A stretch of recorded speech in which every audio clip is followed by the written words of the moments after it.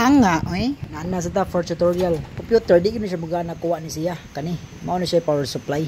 O kani mga wire, mao na iya mga output. Klase-klase voltahe ani niya. Every color ani niya na corresponding voltage. Mao kalitanan kinahanglan gyud na siya output nga volt.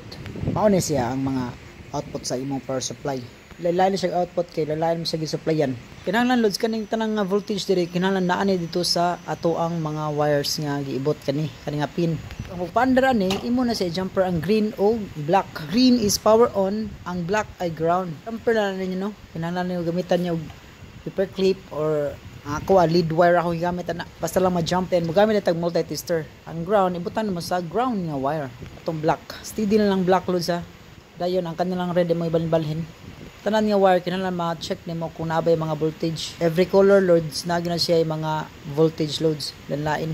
Mga pagtiyagain lang ginagtan-aw lang gina kung naabay voltage output niya kani siya loads okay kayo loads ang ato ang power supply na siya voltage ran. Pero kanang black is 0 volts ra na ha kay ground na.